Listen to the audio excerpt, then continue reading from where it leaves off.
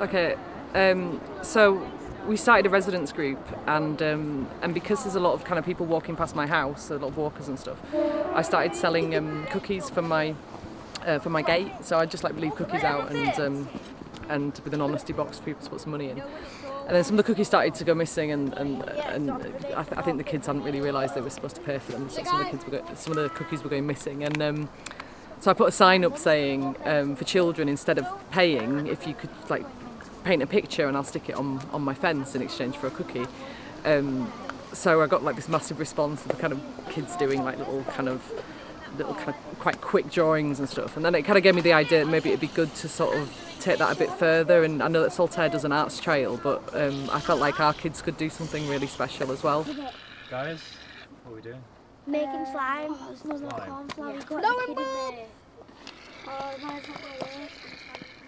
You enjoying yourself? Sugar. Out of it. Some kind of shampoos, and you need. Why are you making slime? Because it's fun to make. What's your favourite thing about this club?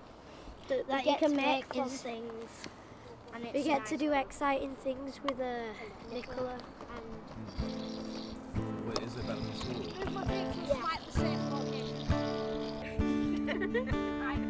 Has anyone got pink and blue? Oh, where's that? Where is that? So I got some funding from something called the Multi-Storey Water Project, and they gave us some funding for a few months to get an art teacher involved, and I found out about Nicola, who runs Spongetree, and at first we were sort of trying to do a really organised thing where we'd plan in advance and have all of these workshops and stuff, and that wasn't really working. People weren't really that interested, so eventually Nicola was like, well, I'll just come down and see who turns up. And the first 2 weeks she came, it was like there was like a thunderstorm and we were like stuck inside. And then the third week it wasn't a thunderstorm, it was kind of just raining a bit. So we were like, oh, let's just do it.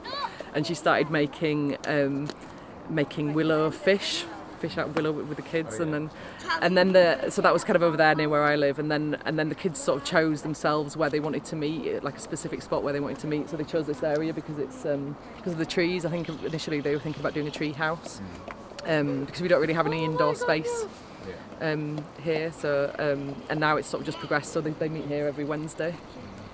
Well, my name's Nicola. I'm from Spongetree, and I'm running the Hire Coach Road Young Artists. It's an outdoor group. We meet once a week, every Wednesday, 4:30 till 6, and we create every kind of creative art that we can possibly think of. We tend to meet on the stairs, underneath a lamp, outside in a very informal way, and we have an age range of between 3 and 14 years. It's quite quiet today, probably because of the rain, but we normally have between 12 and 25 children. I think there's an element of freedom, because I don't demand that they're here. They want to be here.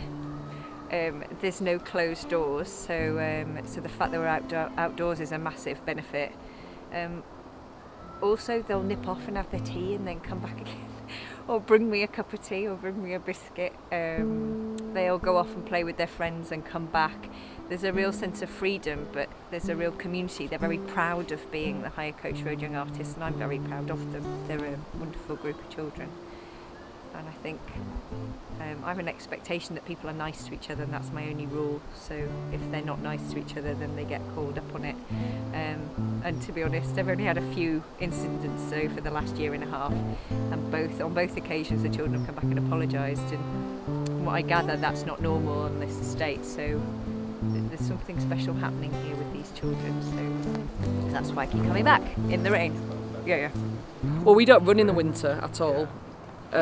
So I mean, I think I'd be loath to have like a classroom type thing, because that would sort of ruin certain aspects of it. I think it'd be a bit too formal, but some kind of shelter where you can like a shed or a bus or something where they can kind of take shelter and they can do stuff in the winter would be really good. Because we don't want to.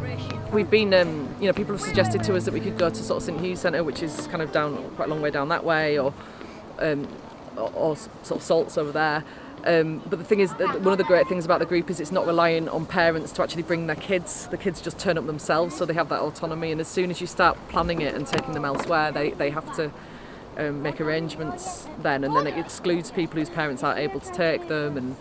And I think it kind of puts people off a bit. I think it takes away the sort of informal thing, which is why it's special and why it works really well. Why do you come to these sessions? I love art. It's really fun. Do you love art? Do you want to be an artist when you're older? Well, partly, but it's kind of running in my family for art because my mum does quite a lot of art. My sister, she's in college studying art, and my sister, she's also very good at art. So I guess my whole family is just artists. How would you say this was different from your time in school? Well, here you don't have as many rules. It's way more fun. You're not surrounded by about 30 other children every minute.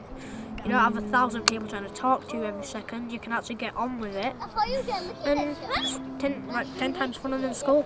Yeah. So, your other friends that aren't here, and what do you think they'd be doing right now? Most of my friends, PS4 and Xbox. Do they not come out and play around on Coach Road? Not much. What do you like about Coach Road? Well, I've lived here all my life, and really I've just got used to what happens around here, and I'm really going to like it. And like playing in the trees of the area, coming to the art club, it's become like part of my life. Had somewhere like an indoor area for this place to happen, this art space, do you think it would benefit community? Probably, because then we could do it more often when it's not raining. Yeah. And I won't have literal wind literally blowing my hair all out of. Yeah. I think it's, to be honest, I think it's vital. I think projects like this in areas like this are really important. And currently, I'm doing this and I'm not getting paid, and that's been happening since September. And it was never about me earning substantial cash by any stretch of the imagination, but the community themselves have raised £300 to pay for materials. They've set up pages to support it. Within this community, they're all going through their cellars and their attics to find wool and fabric and paints and pencils. So it's not just supported by the children that come, it's supported by this entire environment. And to have a pot of money that would establish them with materials, and more importantly, a safe place to work when it's dark and when it's cold, I think would just be the reward they deserve for coming and working hard and improving themselves a little bit. I think it's important. No, it's absolutely fantastic.